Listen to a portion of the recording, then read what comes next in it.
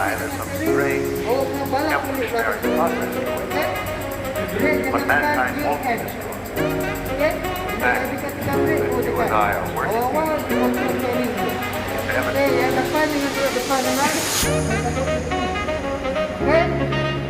Bila awak tekan start. Okey, di jalan satu. Okey, kanan. Okey, tekan brake terus. Tekan terus. Okey, bila dah tekan brake, sekarang tekan cancel.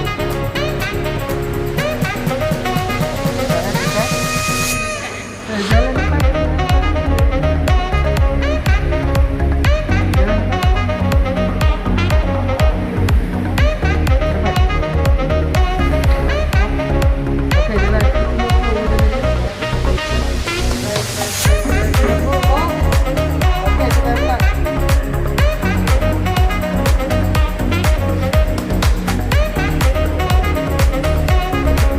Tak sampai lagi depan ni. Tadi mana dia awak lagi nak dia nak. Kereta isteri datang lagi depan. Lagi. Awak lagi.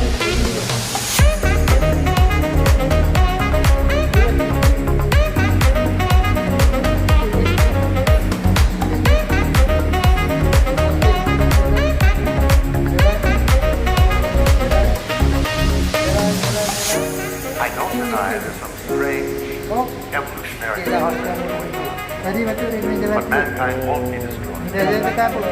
And you and I are working Sebab dia jalan lagi tengah.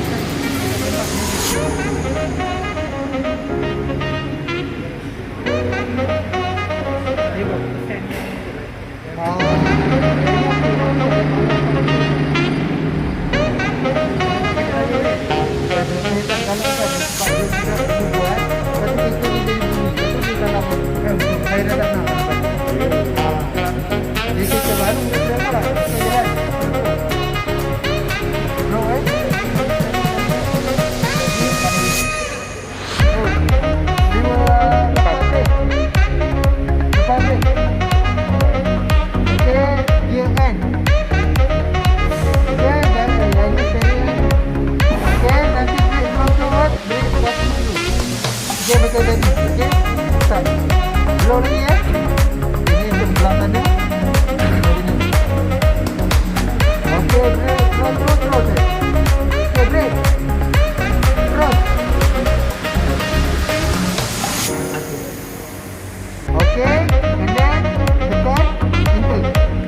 Okey, kan kita tekan enter ulang. Kita tekan enter, tarik enter. Ulang lagi ya. Okey, start.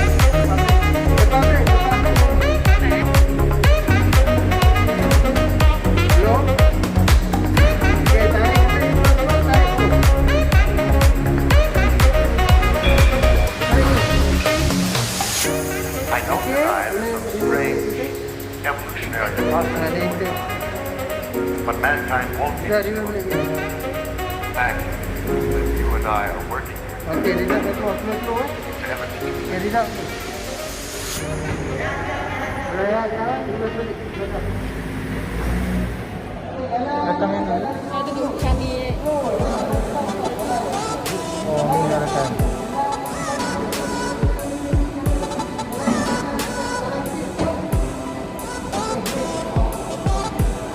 Dia tengah ukur, dia tengah break. Kereta ni break.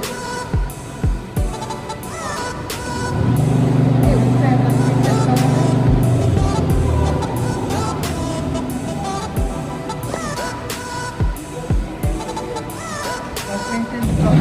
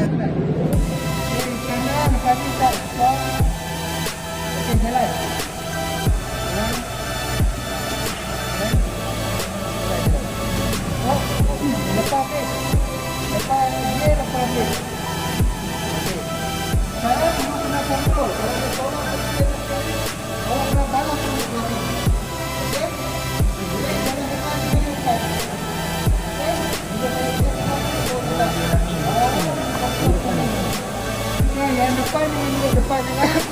Okey. Bawa start. Ini dia jalan tadi.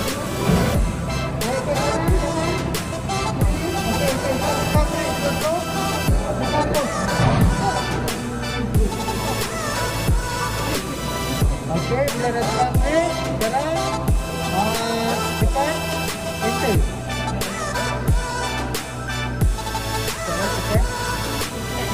Jalan depan.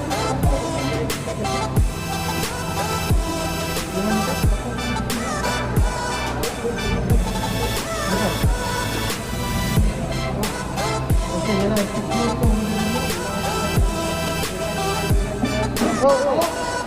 Okey, tinggal start.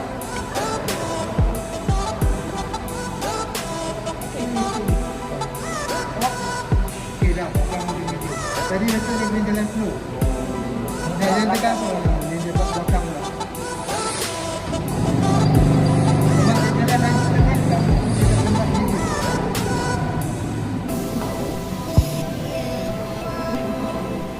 Dia buat belakang. Dia ni okey nampak dia bawa.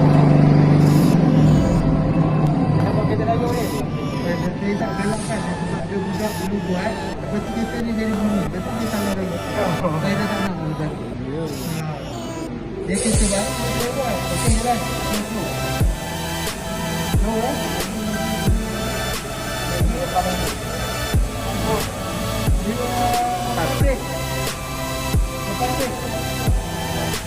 Okey, BMMA.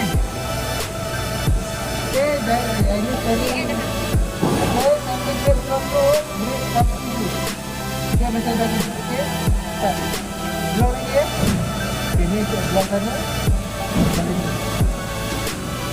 Okey, break. Terus. Okey, break. Terus. Okey, and then tekan enter. Okey, sekarang kita nak start break now. Bila kita tekan start, awak tarik mobil kita. Belum lagi ya, bagi roller mesin. Okey, start.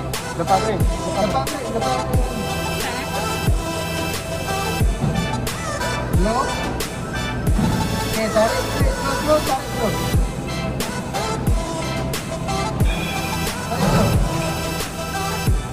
Okey, bila kena kita. Ini enter. Ya, dia boleh gitu. Okey, dia nak keluar slow. Okey, dia nak ni.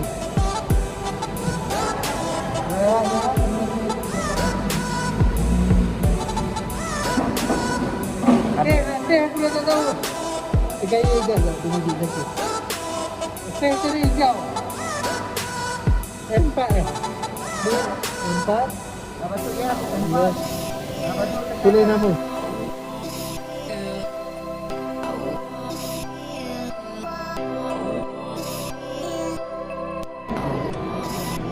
Kan, dia buat. Salah. Aduh.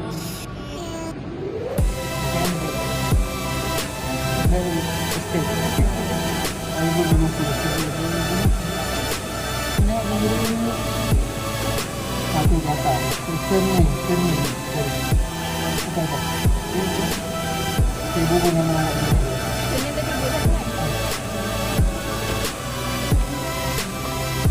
Tak tahu ni.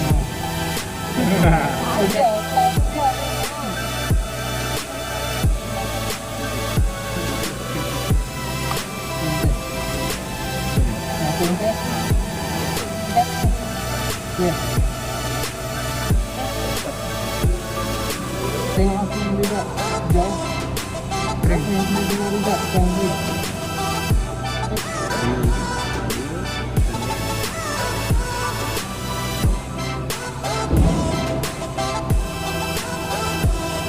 Ini 4 menit. Ini empat F3.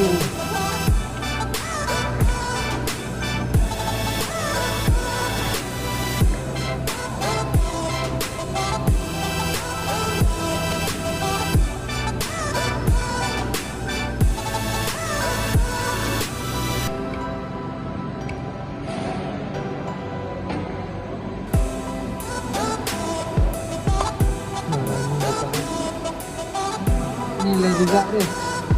Ambil gambar. Ambil gambar kan? Juga orang ambil gambar. Berat ni. Tak payah ke tak payah? Aku mau bantu lah dia ni. Lepas tu pula punya orang nanti. Dah ambil gambar. Dekat F2 pula. Boleh print. Boleh print lagi. F2. Okay, ambil gambar ni pula. Discussing based on Puspakam Malaysia's regulation for the brake performance difference between left and right to be less than 30%. Now the reason to it from Puspakam regulation says that to be less than 30% for the cars to be roadworthy, and other than that is also for the safety purpose for road users to drive their cars on the road.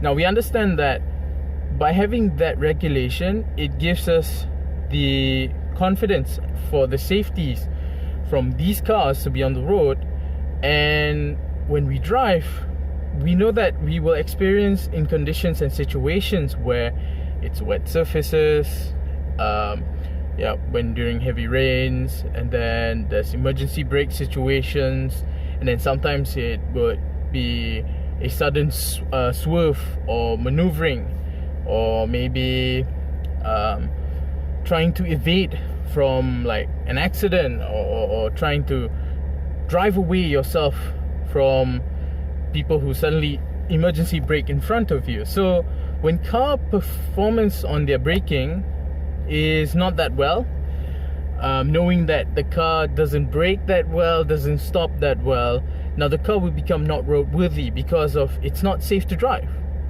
So we have to understand that the reasons for the regulation is to ensure that the road users are safe and the drivers are safe, and it gives a more secure feeling to be on the road where all these vehicles are safe to be used, safe to be driven, sorry. So the reason to it is that from the chart they've put out is that cars that were manufactured 2010 above, the results should be 30% and less and lower, which is for the brake difference. Now for cars that are manufactured 2010 and below, they have a different sort of tolerance, but still it doesn't mean that those cars that are manufactured below than 2010 should always be in that state where their brake performance are weak or low. As we understand that nowadays there are so many ways to actually improve their brake systems where they can perform almost back to factory or even better than factory. It's just that the purpose of doing so is to those individuals. So those ways are like you can upgrade your brake linings or brake hoses, you change to a better new quality and technology of brake fluids. You can use a better quality as well for brake pads, invest in better rotors or brake drums, and other than that, service your brakes and maintain it. That's all those ways that they will always recommend you to do something where you can improve your car to perform better than it should, than what it does on the road. So those safety regulations is to ensure that the road users are safe and drive safe. What would happen if the adherence difference is more than 10%? Now adherence difference applies to the car suspension system. So when we perform the lab, when we use the Produa MyV Generation 3, the results were good because that car is pretty much new and it really didn't clog much on the mileage as well. So the car suspension system is pretty much still good. Now compared to a much older car, like take an example, that is my car, a 1997 BMW E36. Now when I bought the car back in 2015, the car didn't have much done up. So because of it hasn't been driven more than 3 over years, it had to do a Puspakam check, and when they did the adherence difference for the suspension, the suspension wasn't that great. The front did about 35 to 40%. Rear was about 50 to 55, almost 60%, because the rear suspensions were really bad, and so is the front. So when the percentage goes up, the car is actually not roadworthy, you know, because of it's dangerous. The car is not going to be able to perform very well.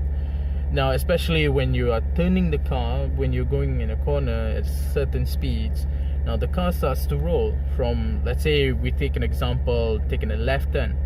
So taking a left turn, the car starts to shift to the right. Now when it shifts load to the right, if the suspensions is not able to keep up or hold up the load, the car can induce either understeer, or it can induce oversteer, or just literal roll, and the car can roll off. But because of the car is not like a pickup truck or an SUV, so it's not that tall, but it would roll. Now that is dangerous, and we understand that every single time when we drive, the car can feel either it feels floaty, you know, it feels floaty where the car is all wobbly and stuff, or you can feel that the car is very imbalanced when you accelerate, from when it shifts load from the front to the rear. You can feel that it's very imbalanced, where the rear would squat and the front would rise up too high. So that shows that the suspension system is not holding the car's body, the upsprung weight, that well. So it needs to be done. Something needs to be done, which is redo up the suspension system, replace with new shocks, clean up the springs, you know, new spring pads, and new top mounts, dampers and whatnot, all the necessary parts to ensure the car is able to hold up, the suspension is able to hold up the body of the car, and to ensure that it doesn't roll, it doesn't pitch, it doesn't yaw as much as it should, and to be adherence difference to be less than 10%, or around the limit of 10%. So all of this is to the safety purposes for all vehicles to be roadworthy. So yeah.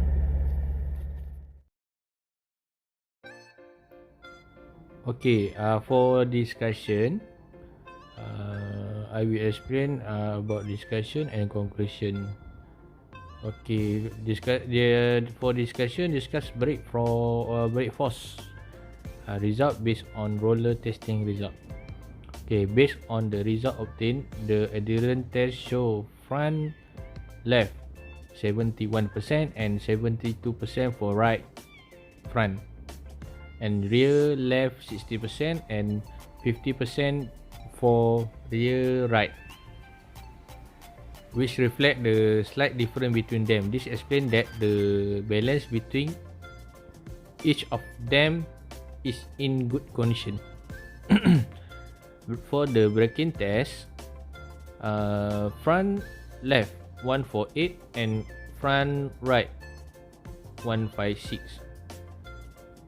rear left 192 and rear right 210.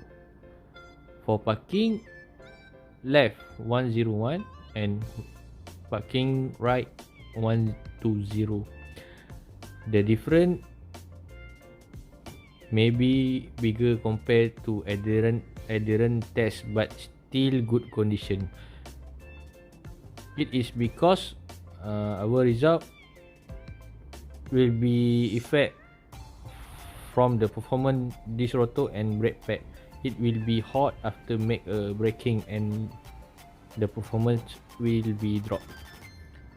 Okay, next for conclusion. The most significant system in an automobile is the braking system, which is used to limit the vehicle's speed when driving. If the braking system is inefficient, the probability of an accident risk. Okay, for the characteristic for a good brake system. Okay, A, stable braking performance. The braking force on the left and right wheel of the same axle must be identical to guarantee that driving deflection, slide, and other slip phenomena do not occur during emergency braking. B, good brake thermal stability. The brake friction plate has excellent anti-heat fading properties. C, for high work reliability. The braking system must be full and dependable and security device and an alarm system must be installed. Okay, thank you.